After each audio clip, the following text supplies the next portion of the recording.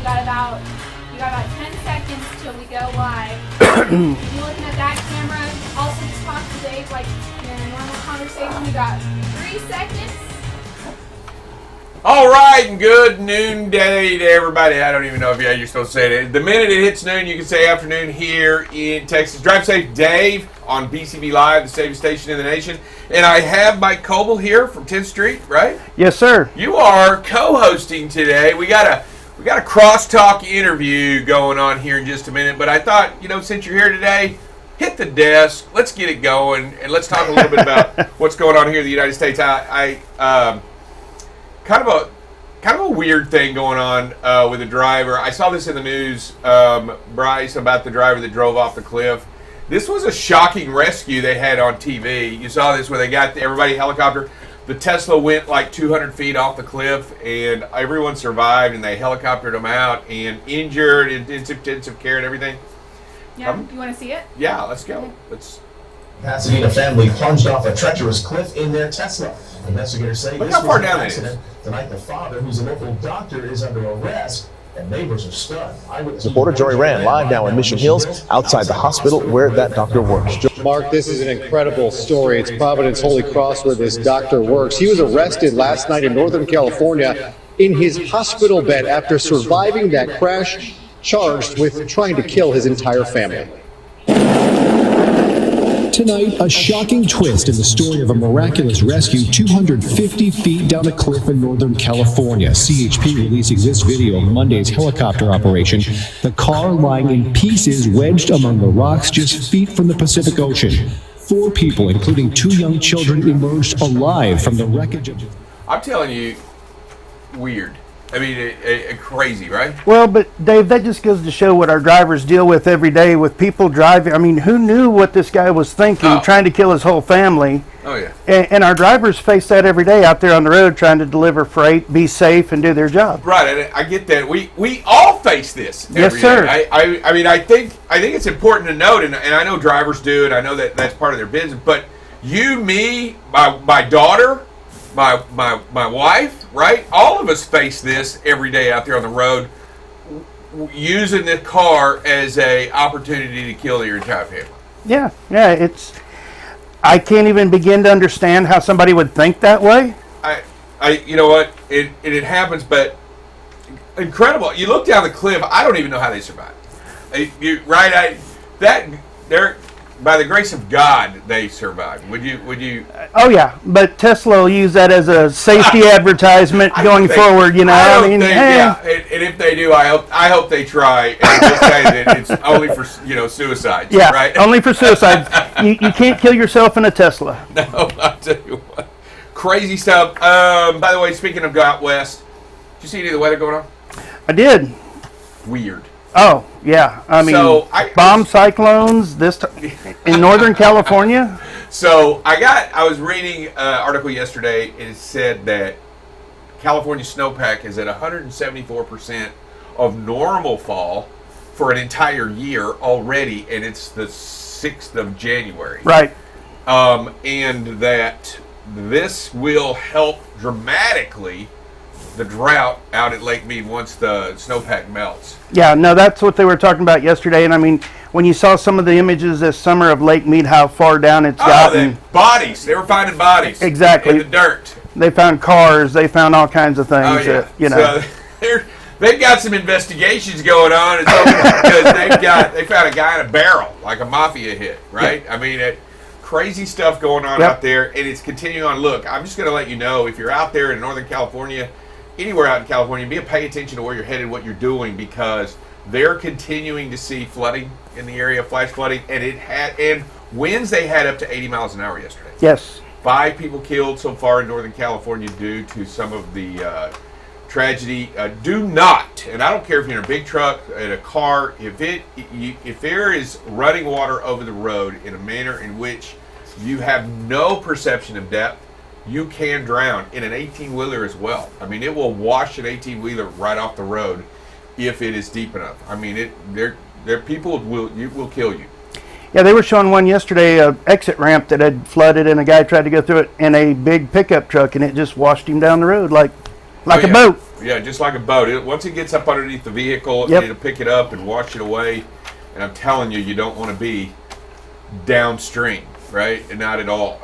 Also, other than that, do we even need to mention the house? I mean, we don't have a speaker yet, right?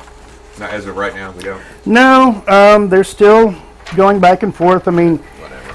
you know, Not excited about this. it's a process. You have to trust the process is what they tell us, right? Please. It's politics. Yeah, Come on. well- I mean, it's politics. I'm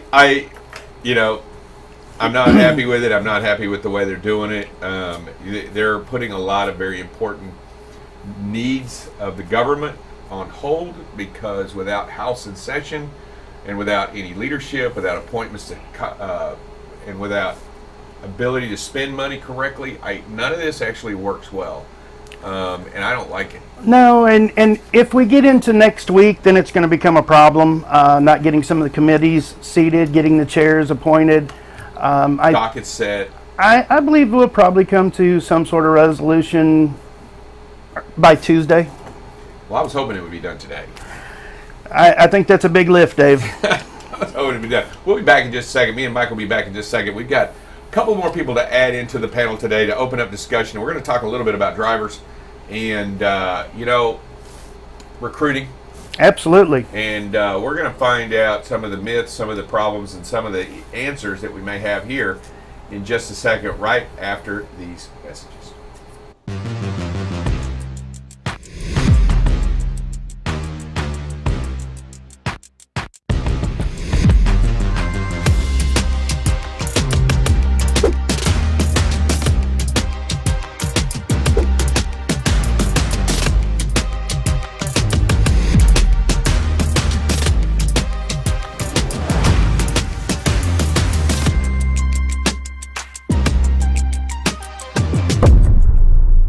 All right, and we're back here on BCB Live, the safest station in the nation, and I'm just going to bring in the 10th Street team. How's that? Outstanding. Let's do it. Let's bring in the 10th Street team. All right, we have Marilyn. How are you doing, Marilyn? I'm great. How are you guys? Advisory team at 10th Street, and we also have Brian Wiebold over there, Industry Relations at 10th Street. So we have, and then of course rounded off with Mike here at 10th Street. So we got 10th Street on the table. Why don't we let Mike? Why don't you start off? Why don't you just tell us what 10th Street is? 10th Street is the premier applicant tracking software, and we take a driver from pre-hire all the way through with safety training, with DVI. We've got it all inside of the 10th Street warehouse, and actually Marilyn's probably a little bit better than I am, and she can go into her 20-minute elevator pitch that. I don't need a 20-minute elevator pitch, Marilyn. He's bragging on you over here, Marilyn. Why don't you tell us? Why don't you tell me why I would want 10th Street? How's that? You would want 10th Street because 10th Street would, if you're a carrier, it would help you manage the entire life cycle of your driver, all the way through, like Mike said, beginning in the marketing and recruiting process, through onboarding and electronic DQF filing, all the way through to post-hire performance management. And you would also want it because it allows your drivers to do the same thing. It allows drivers to manage the entire life cycle of their career, and it allows you to create a single go-to point for drivers beginning in the recruiting process from a communication standpoint, so that you set the stage for them in recruiting to say, here, you're going to go to Driver Pulse, this is where you're going to sign documents, this is where you're going to get your news and information as it relates to the company. And so then they know that all the way through their employment. A driver's job is to, pick up freight and deliver it on time safely, right? And when we have 25 different places that we're asking drivers to go to get information and send information, then things get confusing. And the same thing on the carrier side. And so that's why you want to use 10th Street, and so that you can streamline and consolidate your processes, and then also you can improve your applicant and driver experience in the same way. I like the idea and the concept, because the industry's turning to data points. It's turning to quick access of information like never before. I mean, back in the day, we used to move on a big board. We used to dispatch cards. Yep. We used to have dispatch cards, and most people don't realize that a load board was something that you actually was a board with loads on it, and you pulled the stuff off and called the number on the 3x5 card. I don't know if you. I remember those days. I was dispatched. But I think it's turned into a little bit more. By all data, because we have so much data to go through. We have a lot of data to input, a lot of data to do. And Brian, as we do that, let me ask you a quick question. Is the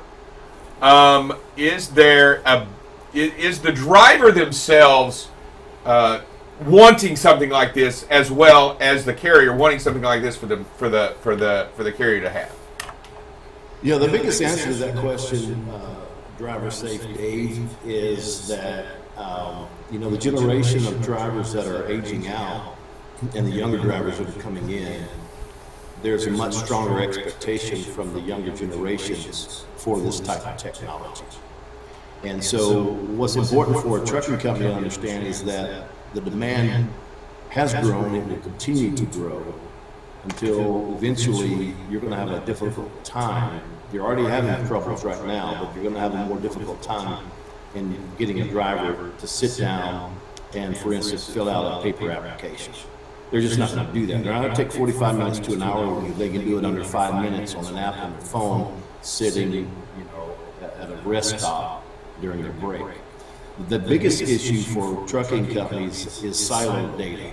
So all the technology systems that they have in place for whatever they're wanting to track, Excel spreadsheets, all of that stuff is siloed. And so it's real critical to allow your data to flow seamlessly from pre-hire, during the hiring process, all the way through post-hire data, and having that accessible not only to recruiters, but to safety professionals as well, HR professionals. And that's really what 10th Street's designed to do, is just to streamline that entire process from pre-hire, when you can even manage your advertising spend inside of 10th Street, and have a much more efficient process there, and know exactly where your applications are coming from and where to spend and put your advertising dollars.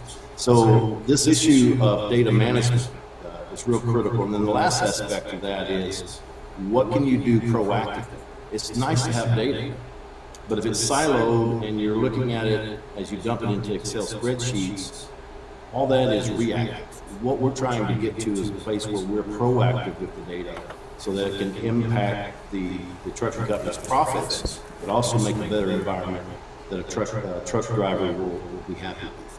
I think it's important to, and you're getting to it, because everybody that you were talking to or talking about, the first question they're going to get is, how is this going to pay me dividends? Right. I mean, I'm not being silly about it at all, but I want to make sure that we understand, hey, I get it, this is kind of a process deal, but is it truly going to pay me dividends in the long term over the life cycle of the driver? Is it going to be what I need to do, in essence, to make it better, so that I can tell you right now, personally used 10th Street and found it to be very helpful in making sure that checklist is done in order to get, instead of doing the old, okay, wait a minute, hold on a second, do we have, where is,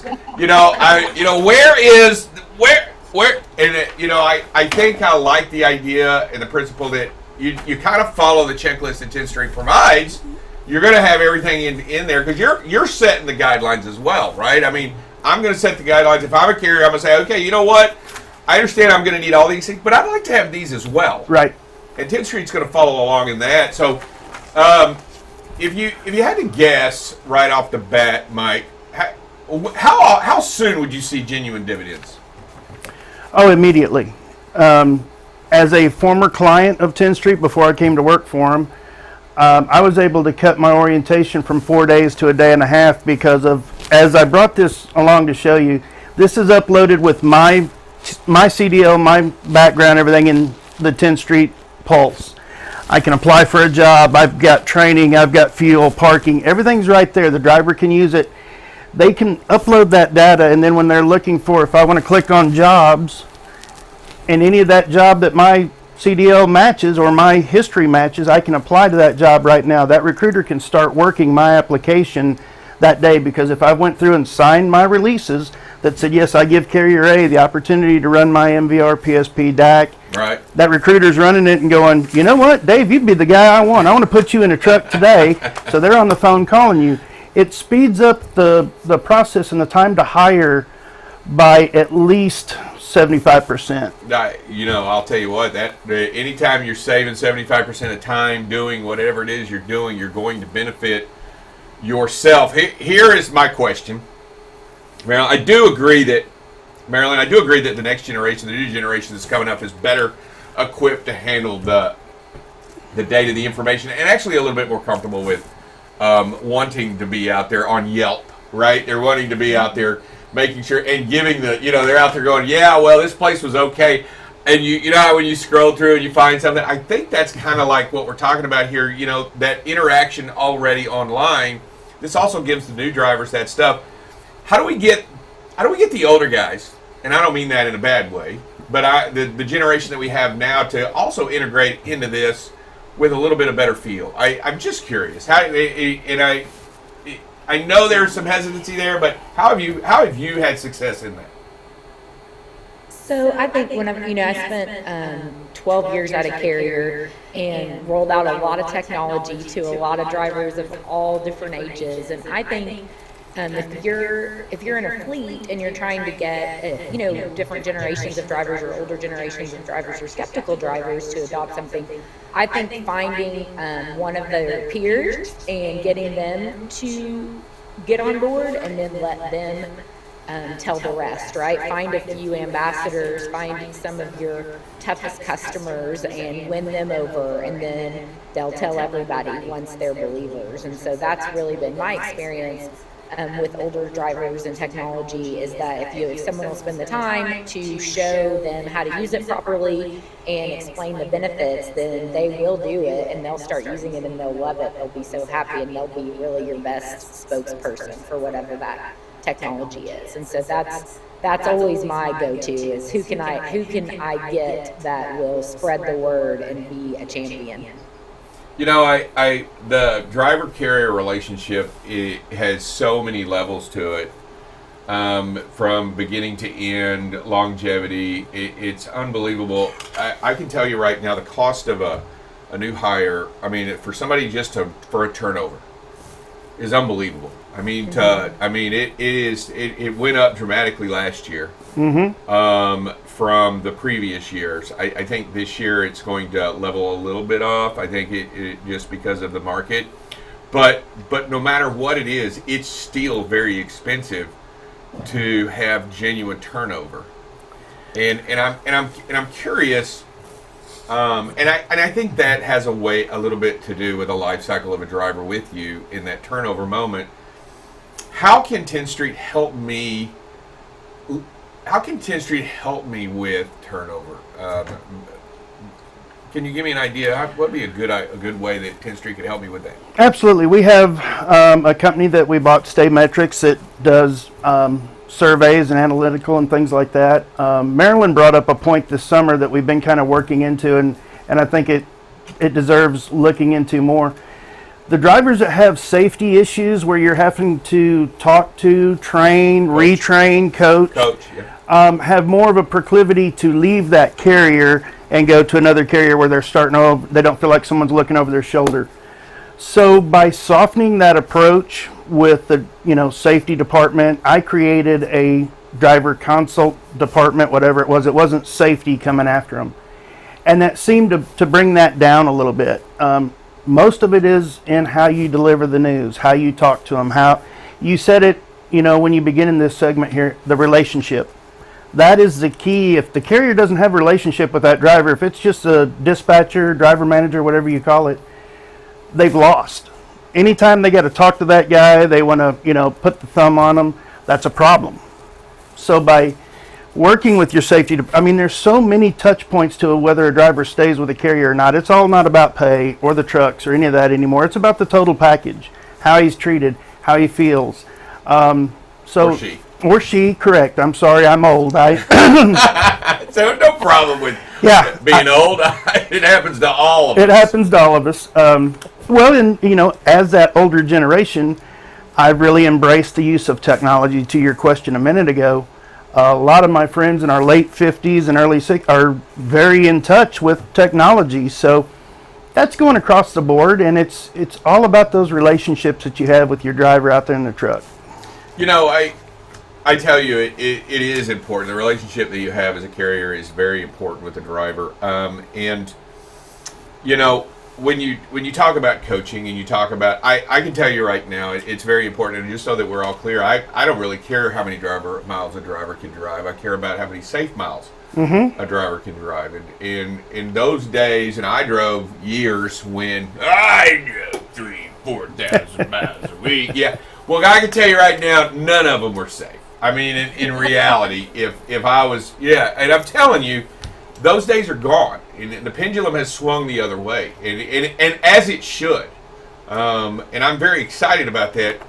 Let's talk about how 10th Street collectively can go into and help coach, help react, and help beyond just hiring, right? Beyond just the information. Why don't you jump in that, Marilyn? I know you're ready. Tell me how. I know, I can see you. You've leaned forward all the way because you're ready to go. Tell me how 10th Street's going to help me beyond just the hiring side. So, as Mike and Brian have said, in that consolidation of data and removing the silos of data, 10th Street is creating a place for a carrier to view all of those data points, so that when they're making those decisions on a driver, whether those are coaching decisions, termination decisions, training decisions, they can see the full picture. And then they can also respond in the dashboard and coach and train in real time. So our integrations with safety telematics companies such as Lytix, Sansera, carriers can view that footage and those alerts and violations in their 10th Street dashboard, and then they can respond in one click. So they can assign a training video, they can send a warning, they can initiate a video call, like a mini safety meeting, if you will, to say, hey Joe, let's talk about this U-turn, you know that's against our company policy. Or, hey Joe, guess what, you did this amazing, this car was coming at you and trying to drive off a cliff and kill his family, and you handled that situation perfectly, because as you said, it's all about relationships and really consistency. So 10th Street is going to allow you to get the information in real time and react in real time, and also put processes and automation in place that allows you to be able to do so. I mean, there's so much data and information coming at carriers that they really need tools and resources to be able to respond to all of it every single time, and that's what 10th Street is going to give them. We're sitting here talking, and I'm going to ask you, Brian, right off. I'm going to ask you, why is it so important, and how can we utilize the post driver, because he's gone, but 10th Street's going to add to that by doing an exit interview, right, and giving some of the reasons. So why is that important for me as a carrier? Well, it's extremely important because you want to impact your culture to where drivers will stay. And one of the biggest issues for drivers leaving is the way that a company communicates with them. And so when you're operating in 10th Street, what you're doing is actually changing your culture, and you're opening up lines of communication between the drivers and the office staff and those that deal with the driver on a daily basis.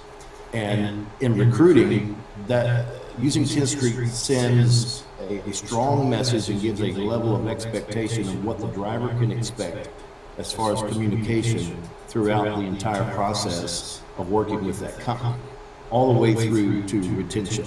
So, with our retentions and rewards program and our safety management integrated, they're not just getting pinged or getting communicated to when things go bad. They're getting points, they're getting rewards, they're getting acknowledgement, communicating to them that way. But then providing them that opportunity on the safety side to be coached and to be trained so that they're improving in their professional career as a driver. But the retention aspect is so critical because the cost to hire, as you mentioned earlier, Dave, is astronomical.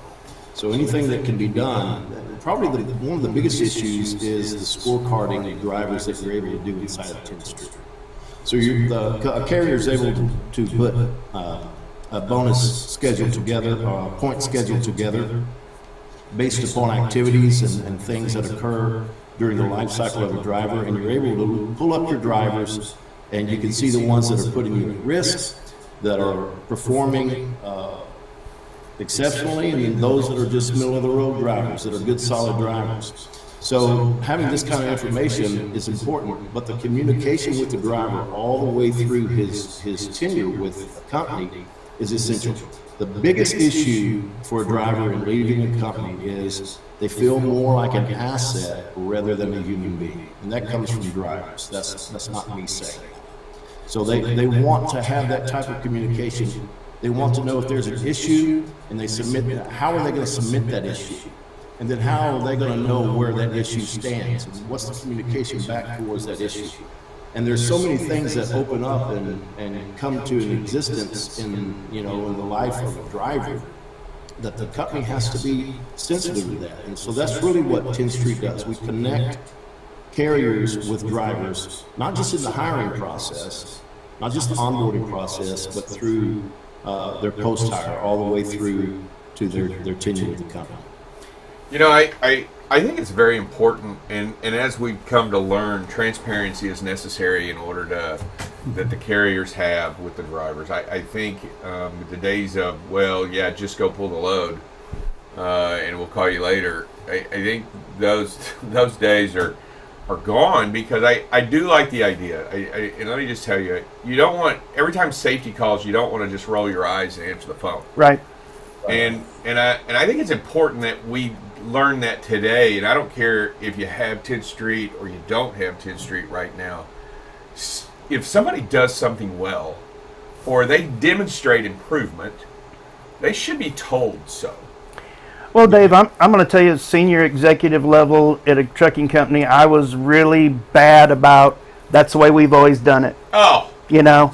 That's a killer.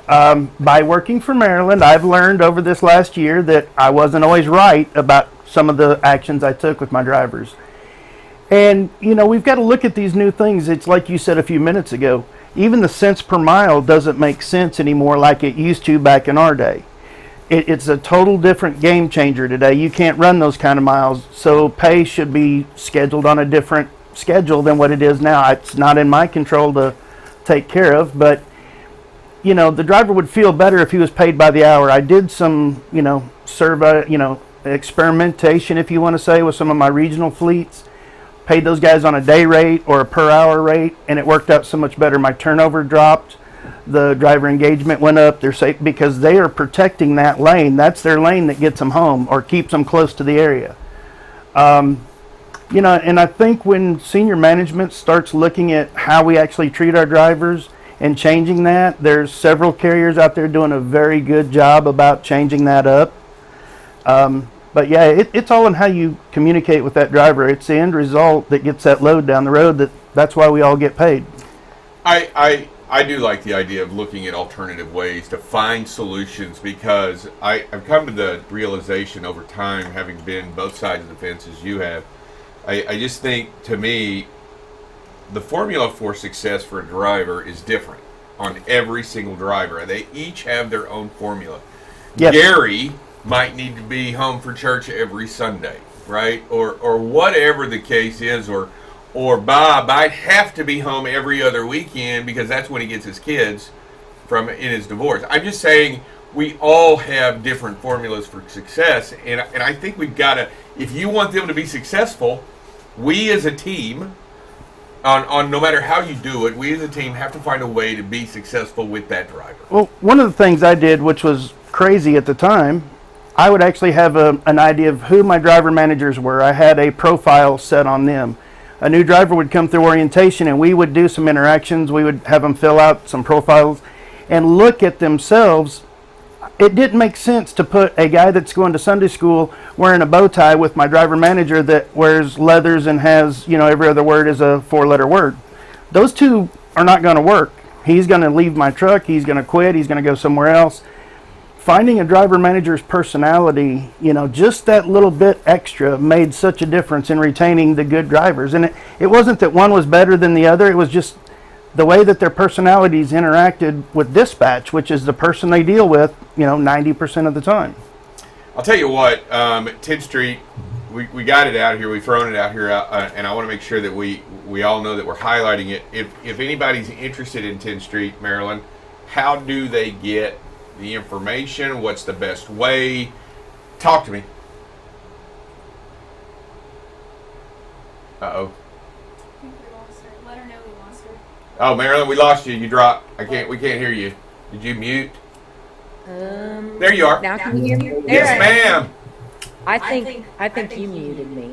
I'm kidding. You can go to our website, 10thstreet.com. You can find any of us on LinkedIn. You can email sales@10thstreet.com.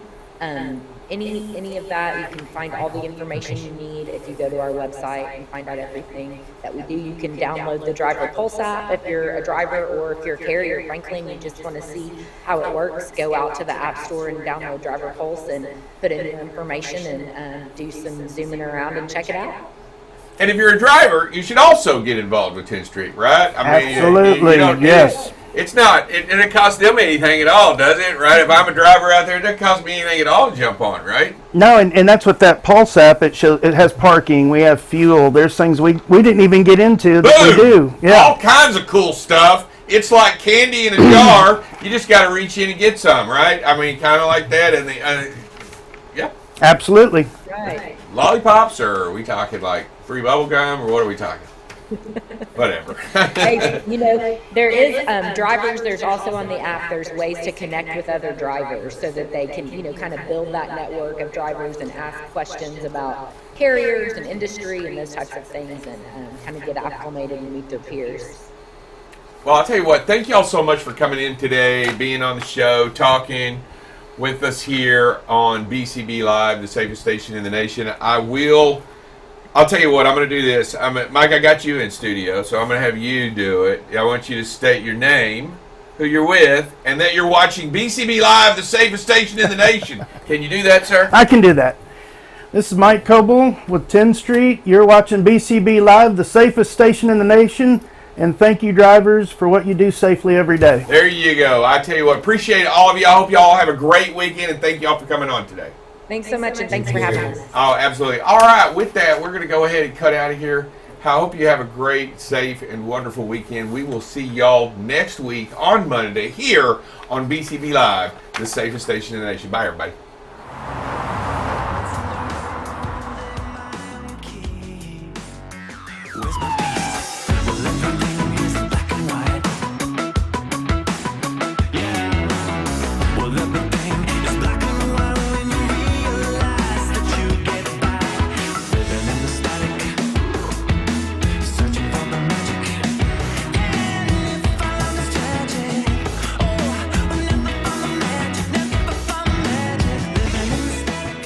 I want to thank you for being on BCB Live. Thanks, Andy. Appreciate you. Hey, appreciate you, Andy. Have a good one, buddy. Thank you for joining BCB Live. I want to thank each and every one. Hey, thank you for taking time to join BCB Live. I want to thank you for coming on and shedding light. Thank you so much. Loved having you on here. Woo! Great job, Clara. Thank you so much for joining us.